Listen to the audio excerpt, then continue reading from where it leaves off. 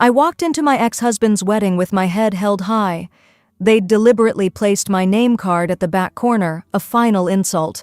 But when I arrived in a Bentley, wearing diamonds worth more than his new bride's entire wedding, their smug smiles vanished. This is how karma found me.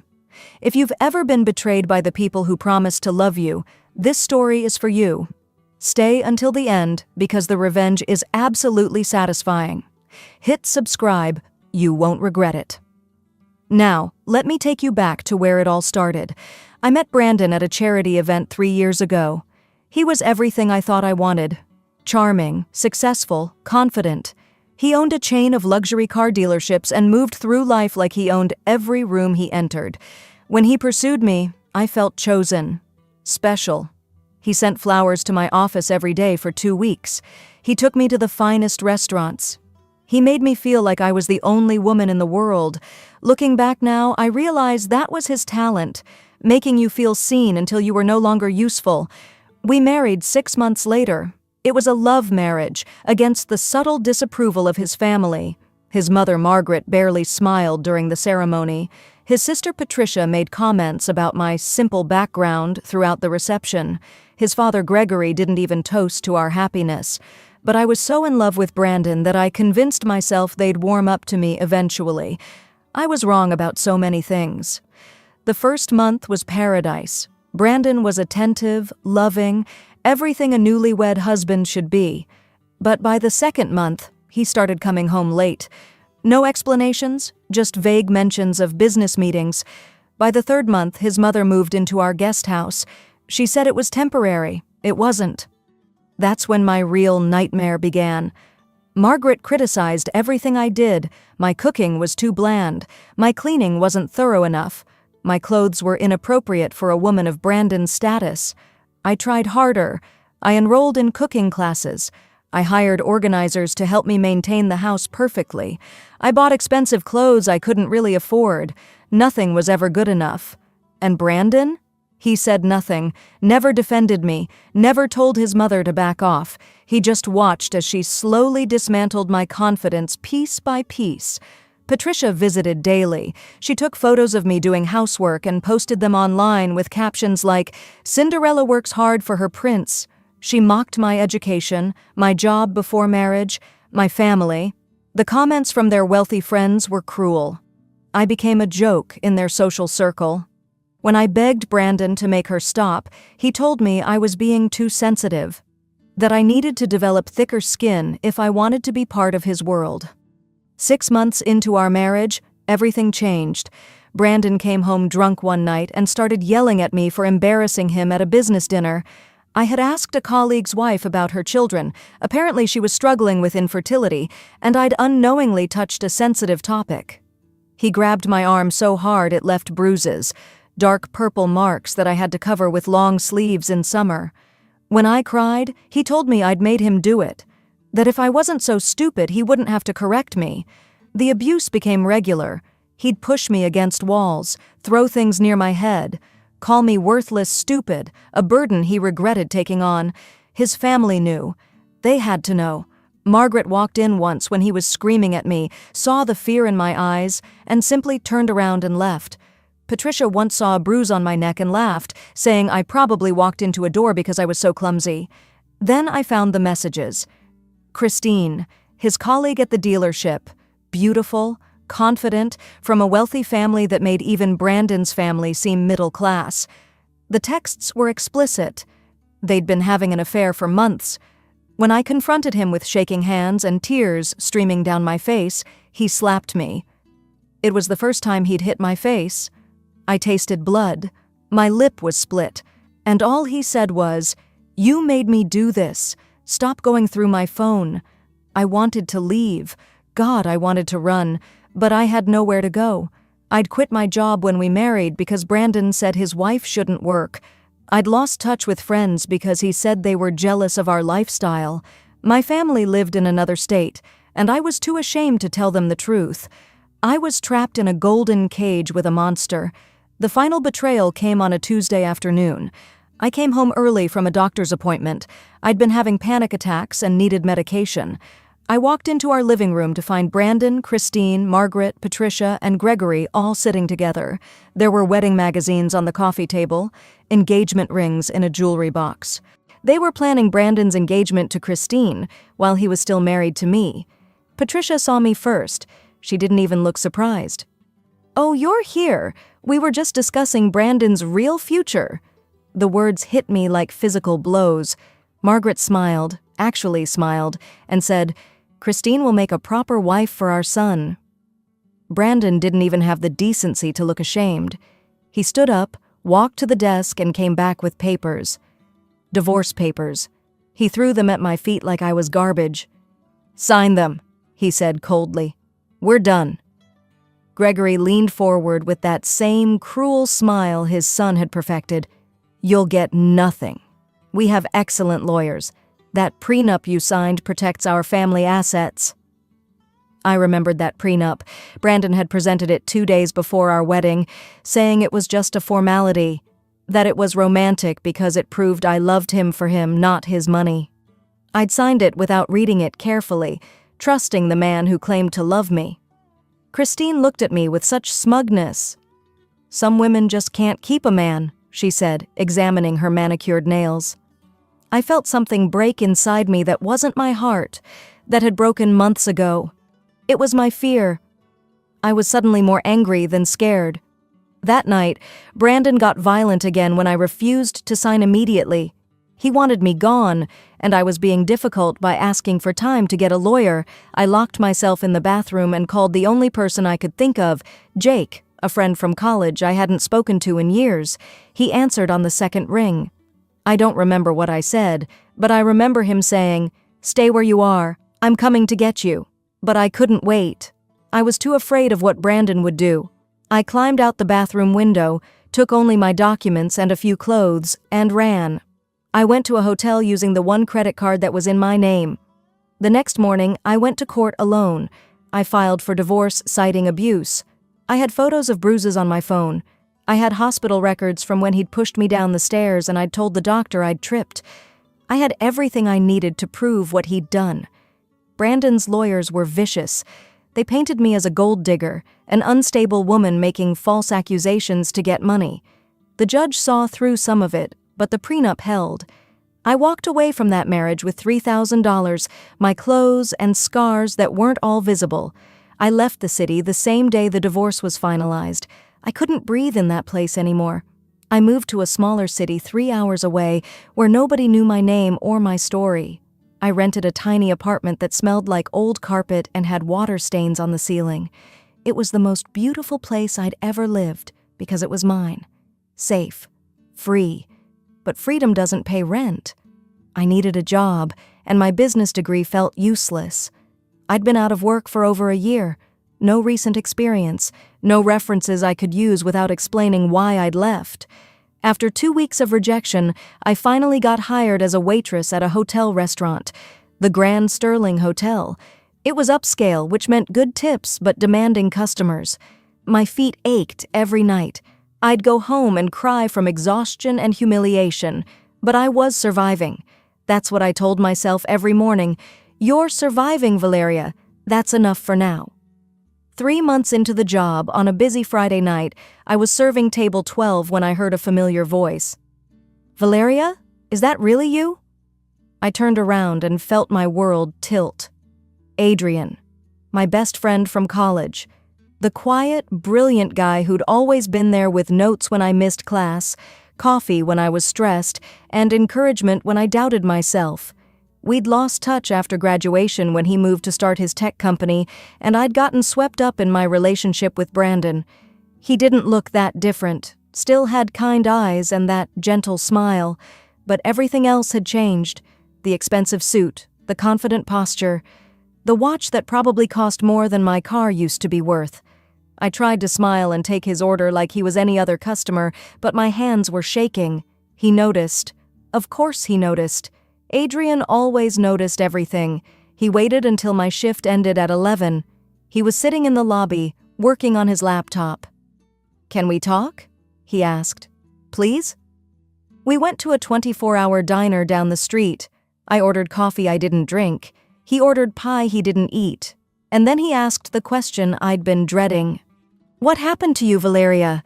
Last I heard you'd married some successful businessman and were living the dream." I broke.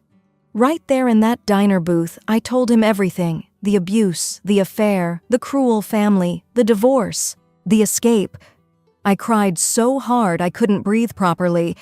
And Adrian sat there, listening to every word, his jaw getting tighter and tighter until I could see the muscle twitching.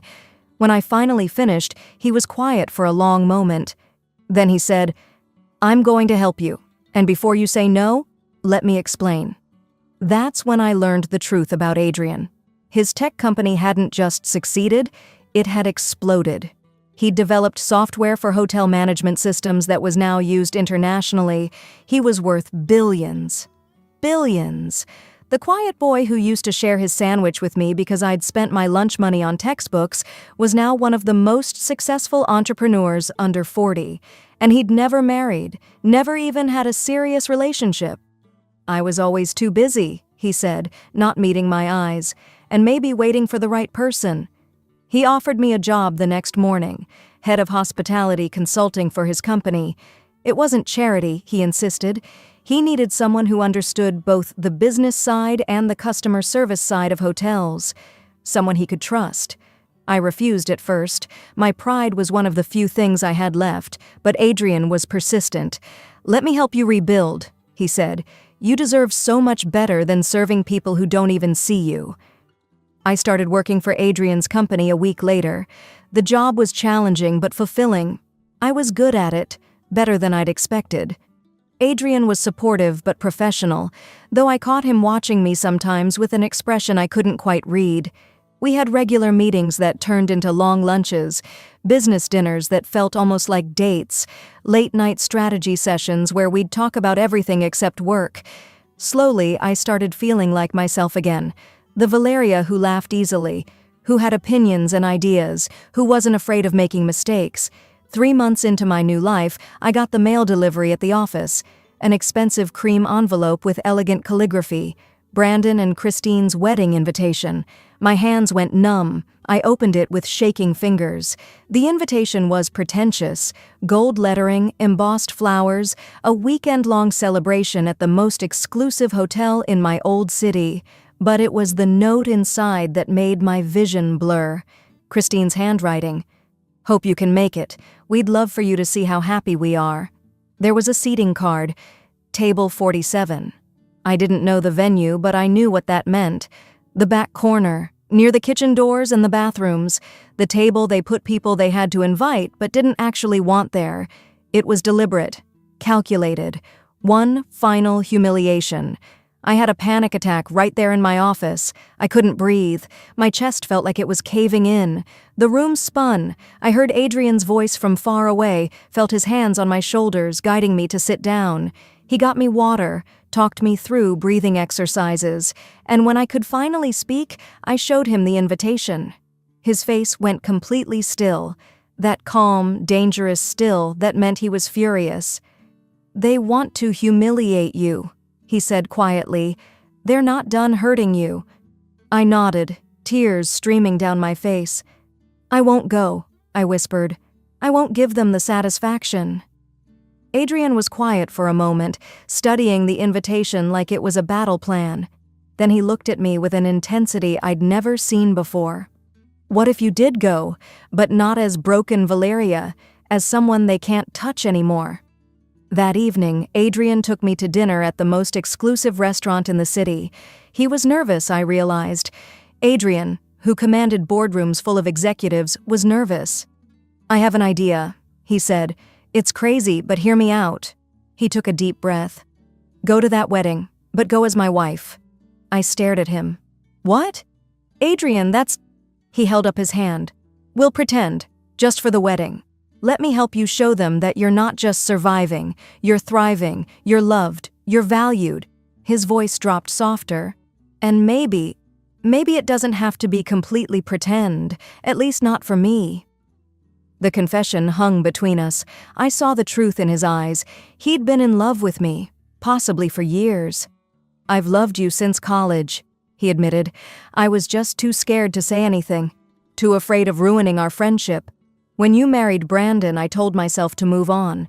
But when I saw you again, everything came back, stronger than before." My heart was racing. This kind, brilliant, wonderful man was offering me not just revenge, but something real, something genuine. I reached across the table and took his hand. "Okay," I said. "Let's do it. Let's show them that they didn't break me. They just freed me to find something real." The next week was a whirlwind. Adrian insisted on the best of everything. We went shopping at stores I'd only ever walked past. He bought me a dress that made me feel like royalty, deep red silk that hugged every curve, not revealing but powerful, confident. He gave me jewelry that took my breath away, diamond earrings and a necklace that belonged to his grandmother. "She was the strongest woman I ever knew," he said as he clasped it around my neck. "She'd want you to have these. She'd love you." We rehearsed our story, how we'd reconnected, how friendship had turned to love, how we'd married quietly, just the two of us because we didn't need anyone's approval. The more we practiced, the more real it felt. Adrian would take my hand and I'd feel electricity. He'd look at me like I was precious, and I'd forget we were pretending. One night, after a particularly long rehearsal, he kissed me, soft and gentle and full of promise. "Sorry," he whispered. "I couldn't help myself." I kissed him back. "Don't be sorry." The morning of Brandon's wedding, I woke up terrified. Adrian picked me up in his Bentley, sleek, silver, impossible to miss. He looked incredible in his custom suit, but more than that, he looked at me like I was the only thing in the world that mattered. "You ready?" he asked. I took a deep breath. "With you?" "Yes." The venue was the Grand Plaza Hotel, the most exclusive in the city. Coincidentally, one of the hotels that used Adrian's software. The valet's eyes went wide when we pulled up. He practically ran to open my door. I stepped out and I felt the shift. People stared, whispered. I saw Margaret first. She was greeting guests near the entrance. The glass of champagne in her hand nearly slipped. Her face went pale, then red. Patricia was next to her. Her jaw literally dropped. Then Brandon turned around. He was in his tuxedo, playing the perfect groom, and he froze completely. His eyes locked on mine, traveled down to the dress, the diamonds, then to Adrian beside me. I watched the color drain from his face. Christine appeared in her wedding dress, beautiful, expensive, perfect, until she saw me. "What is she doing here?" she hissed loudly enough for nearby guests to hear. Brandon couldn't even answer her. An usher approached nervously. "Welcome. May I see your seating cards?" Adrian handed them over with a polite smile. The usher checked his tablet. "Ah, yes, table 47. Right this way, please." He started leading us toward the back. I felt the old fear rising, but Adrian's hand on my back was steady. "Excuse me," he said calmly. "I think there's been a mistake." The hotel manager appeared. I recognized him from industry events. His eyes widened. "Mr. Adrian? I didn't know you were attending." He was practically bowing. Adrian smiled. "Yes, this is something of a surprise. My wife and I were invited." He emphasized the word wife. I watched the manager's eyes flick to me, then to the seating chart, then back to Adrian in confusion. "Your wife?" Margaret had pushed through the crowd. "This is ridiculous. She's not—" Adrian cut her off with a look that could freeze fire. "I'm sorry. Do I know you?" His tone was polite ice. "I'm the groom's mother and that woman is—" "My wife," Adrian repeated. "Valeria, and I'd appreciate if you'd speak to her with respect." The hotel manager was sweating. "Mr. Adrian, please, we have the VIP table reserved for our partners, right at the front. Please, allow me to—" "That won't be necessary," Christine shrieked, pushing past her new mother-in-law. "She sits where we assigned her!" The manager looked like he wanted to disappear. Adrian's voice remained calm. "I think there's confusion. Perhaps we should just leave." "No!" The manager's panic was obvious. Adrian's company was one of their biggest contracts. Please, Mr. Adrian. The VIP table. I insist. This way. He personally escorted us to a table front and center. Impossible to ignore. The finest linens. The best view. Directly in Brandon's line of sight. Gregory appeared, red-faced. Now see here. Adrian finally let some steel show. I'm Adrian Whitmore, Whitmore International. Perhaps you've heard of it? Recognition and horror dawned on Gregory's face. Everyone in the business world knew Whitmore International. My wife was treated poorly by your family. I'm here to ensure that doesn't happen again. The threat was subtle but clear. We sat down to absolute chaos around us. Guests were whispering furiously. People were Googling Adrian's name on their phones. Business associates of Brandon's were trying to catch Adrian's eye. Christine was crying angry tears. Margaret looked like she might faint. Patricia was frantically texting. And Brandon couldn't stop staring at me like he'd seen a ghost. The ceremony started, but it was a disaster. Christine kept glancing back at me, distracted and furious. Brandon stumbled over his vows, forgot lines, had to be prompted by the officiant. When he was supposed to be looking at his bride, his eyes kept drifting to where Adrian was holding my hand. The kiss was awkward and forced. People shifted uncomfortably. This didn't look like true love. It looked like a business transaction gone wrong. At the reception, everything fell apart for them. Guests lined up at our table. Business associates ignored the bride and groom to talk to Adrian about investments, partnerships, opportunities. I watched Brandon standing alone at his own wedding while people courted his ex-wife's new husband. The irony was delicious. Brandon finally approached when Adrian went to get us drinks. He looked awful, pale, sweaty, desperate. "Valeria, can we talk?" I looked at him coolly. "I don't think your wife would appreciate that." "Please," he said. You look incredible. I heard you're doing well. I didn't know you were with someone like him." "Someone like him?" I kept my voice level. "You mean someone who values me? Someone who's never raised a hand to me? Someone whose family doesn't torture me for fun?" Brandon flinched. "I made mistakes. I was under pressure from my family, from Christine. You hit me, Brandon. You made me feel worthless. You threw me away like I was nothing." His eyes were wet. "I know. God, Valeria, I know. I made a terrible mistake. When I see you now, I realize what I lost." Christine appeared like a jealous ghost. "Brandon, what are you doing?" She grabbed his arm possessively, glared at me with pure hatred. "Shouldn't you be at your assigned table?" I smiled sweetly. "I am at my assigned table. My husband arranged it." Margaret cornered me near the bathroom. Patricia flanked her like they were going to intimidate me one more time. "How much did you pay him to pretend to be your husband?" Margaret demanded. "Women like you always find a way to trap rich men." Patricia nodded. "Once a gold digger, always a gold digger. Does he know what you really are?" Adrian's voice cut through their venom like a knife. "What did you just call my wife?" He appeared beside me, and the fury in his usually gentle eyes made both women step back. "This is a family matter," Margaret tried. "You don't understand." "Family?" Adrian's laugh was harsh. "You abused her. You enabled your son to beat her. You destroyed her confidence and threw her away. You're not family. You're monsters." A crowd had gathered, drawn by the raised voices. Patricia's face went red. "That's a lie! She's making things up for attention!" I felt something click into place.